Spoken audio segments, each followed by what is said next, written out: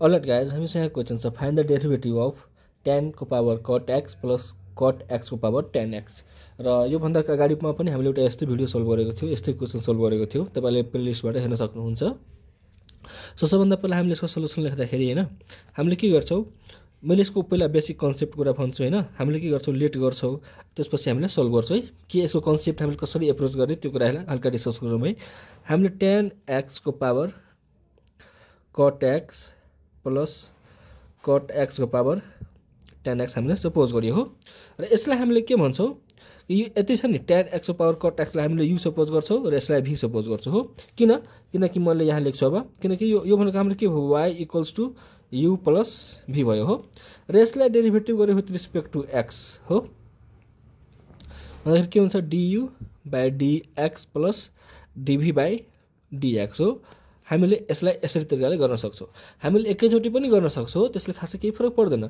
तर हामीले एकैचोटी गर्यो भने हाम्रो क्याल्कुलेसन अलि कम्प्लेक्स तिर जान्छ र हामीलाई अलि गाह्रो जस्तो लाग्छ। त्यही भएर हामीले पार्ट वाइजमा सल्भ गर्छौं। पहिला du बाइ dx निकाल्छौं, dv बाइ dx निकाल्छौं र त्यसलाई गएर कम्बाइन्ड इक्वेसन गरिदिन्छौं भने हाम्रो यसको सल्युसन आउँछ हो। इफ तपाईले सक्नुहुन्छ भने एकैचोटी डिफरेन्सिएटिङ विथ रिस्पेक्ट टु x गरेर डाइरेक्टै गर्दा पनि हुन्छ हो। त्यसले खासै फरक पार्दैन, एकैचोटी गर्न पनि पाइन्छ र एकचोटी हामीले गरेको पनि हो। सो मैले के गर्छु कि मैले के लेख्छु अब फेरि let u equals to tan x को पावर cot x हो अनि v equals to cot x को पावर tan x हो र यसलाई मैले इक्वेसन 1 मान्छु हो र यसलाई मैले 2 र यसलाई मैले 3 मान्छु। अब मैले के गर्छु कि फ्रम मैले 2 बाट कुरा स्टार्ट गरे ल। फ्रम 2 हामीसँग u equals to tan x को पावर के छ cot x हो, यति कुरा छ। सो हामीले यो भन्दा अगाडिहरु भिडियोमा पनि सल्भ गर्छौं कि यस्तो जस्तै tan को पावर cot, जस्तै x को पावर sin, sin को पावर x, यो पावरबल आयो भने हामीले के गर्थ्यौं कि log को हेल्प लिन्थ्यौं। log को प्रपर्टी छ नि, log a को पावर b भनेको b टाइम्स log a हो, यस्तो हो। हामीले यसको हेल्प लिन्थ्यौं। सो सेम तरिकाले अब हामी यहाँ सल्भ गर्छौं। सो हामीले के गर्छौं कि taking log on both sides, यो भनेको के भयो du बाइ log लिइराछु हो। therefore log u equals to log log tan x अनि यो cot x हो। अब log को प्रपर्टी छ नि, log a को पावर b भन्दाखेरि के हुन्छ cot x log tan x हो। हामीले यो प्रपर्टी युज गर्यौ अनि यो भनेको हाम्रो के छ log u। अब हामीले डिफरेन्शिएट गरौँ विथ रिस्पेक्ट टु के x भन्दाखेरि d of log u by हेर x लाई हामीले डिफरेन्शिएट गरेछ त्यहाँ u छ भन्दाखेरि हामी चेन रुल लगाउनु पर्यो हो। du by dx equals to, अब यो त हाम्रो u इन्टु v को फर्मुला छ भन्दाखेरि v d u plus u d of हेर log tan x हो। मतलब log सँग के छ tan छ भन्दाखेरि हाम्रो चेन रुल लगाउनु पर्यो फेरि into tan x by dx हो। यति कुरा हामीले यहाँबाट हेरिरहेको छौं। सो अब हामीले यहाँबाट यो डेरिभेटिभ अफ log u भन्दाखेरि 1 by u into du by dx which is equals to log tan x अनि cot को derivative with respect to x भन्दाखेरि cosec square x plus cot x into 1 by tan x र tan को derivative sec square x हो। र हामीले यहाँबाट के हेरेको छौं, अब के गर्न पायो ल, यहाँ हामीले ध्यान दिउँ ल, यो पनि सेम, यो साइडको पनि सेम हो which is equals to यति कुरा सेम ल, यो यति टर्म सेम। यहाँ हामीले हेरौँ त cot लाई हामीले के लेख्न पायो cos x by sin x हो इन्टु 1 बाइ हेर sin x बाइ यो ठुलो बाइ छ यहाँ cos x हो, tan लाई हो हामीले यसलाई sec स्क्वायर x हो। सेम तरिकाले फेरि यो सबै टर्म सेम र यहाँ अब हामीले हेरौँ यो भनेको हामीले के भयो cos x by sin x, यो माथि गयो भने cos x by sin x अनि sec स्क्वायर लाई हामीले 1 बाइ cos स्क्वायर x लेख्न पायो हो। सो हामीले के गर्न सक्छौं, यो x हेर त यो कस कस कस स्क्वायर यो कस स्क्वायर कट्यो अनि यो भनेको के भयो 1/sin² x र 1/sin² हेर हामीले अब के को टर्ममा लेख्नु पर्यो हामीले त्यो कुरा पनि ध्यान दिउँ हो हामीसँग यहाँ के को टर्म छ हेर त हामीसँग यहाँ के छ log के छ tan x अनि यहाँ माइनस cos x यो यसरी cos x² x प्लस यो 1/sin² भनेको cos x² x हो अनि यो भनेको के छ हामीलाई 1/u du/dx सो यहाँबाट हामीले के गर्ने कि du/dx equals to u times के भयो हामीलाई cos x² x हो cos x² x minus log tan x into cos x² x हो यति कुरा भयो सो यहाँबाट हामीले u टाइम्स यहाँबाट cos x² x यो यसरी cos x² x कमनमा लियो भने 1 माइनस log tan x हो र यो हाम्रो के आयो यहाँ du/dx र हामीले u को भ्यालु पनि कन्फाइन गर्नुपर्छ डिफाइन गर्नुपर्ने छ भन्दाखेरि du/dx इक्वल्स टु u भनेको हामीले के सपोज गरेको थियौ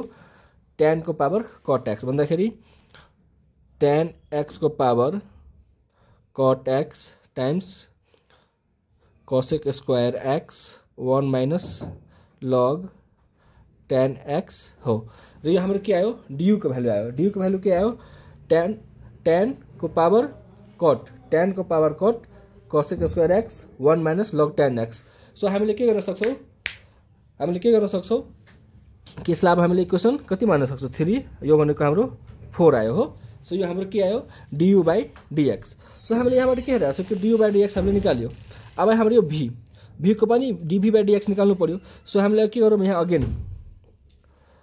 अगेन यो v भनेको हामीले के छ त्यो कुरा ध्यान दिउँ है सो हामीसँग v equals to cot x हो tan x हो v equals to cot x को power tan x so same तरिकाले यसलाई पनि सोल्भ गर्नु पर्यो पहिला log लिनु पर्यो सो यो के भयो हामीलाई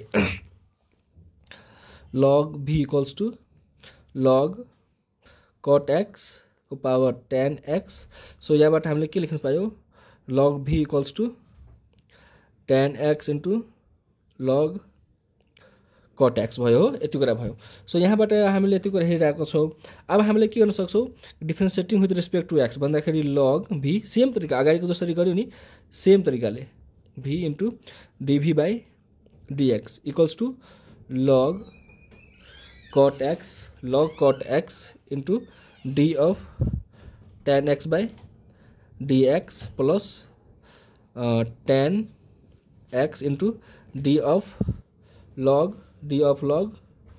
cot x/d of cot x into d of cot x/dx भयो चेन रुल लगाउँदाखेरि सबै कुरा भयो यो भनेको हामीले के भयो 1/v into du/dx equals to log cot x into tan को डेरिभेटिभ के हुन्छ sec² x plus tan x into 1/cot x into यहाँ cot x को डेरिभेटिभ के भयो माइनस cos x² x हो र मैले यहाँ एकचोटी अब मैले गरिदिन्छु अगाडि हामीले यहाँ जसरी गर्यौ नि यहाँ हामीले sin बाइ cos मा राख्यौ नि यो सेम तरिकाले यहाँ मैले खोल्दिन्छु एकचोटीमा तपाईहरुले यहाँबाट हेर्दै गर्नु मैले कसरी लेख्छु dv/dx equals to log cot x into sec² x plus हेर tan भनेको sin x/cos x इन्टु हेर त 1/cot छ cot भनेको के हुन्छ हामीलाई cos x/sin x भन्दाखेरि माथि गयो भने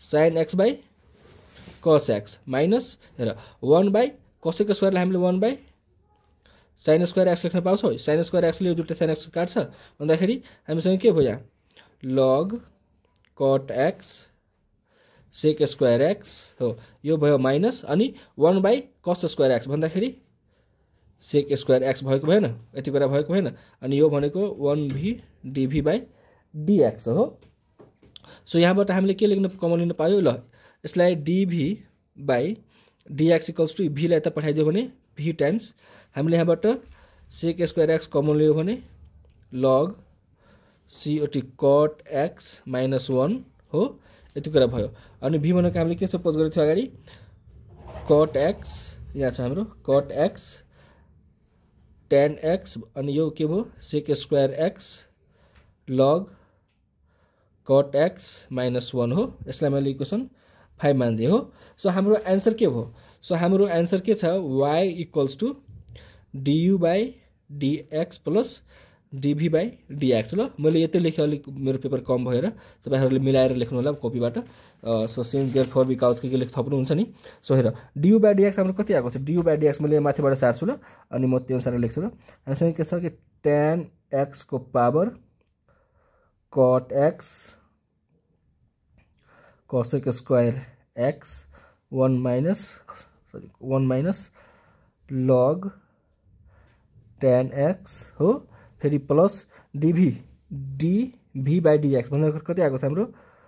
cot x को पावर tan x हो, cot x को पावर tan x, फेरि यहाँ sec स्क्वायर x अनि यो भनेको log cot x minus 1 र यही हाम्रो रिक्वायर्ड एन्सर हो। ल मैले यहीले मिलाएर लेखेँ।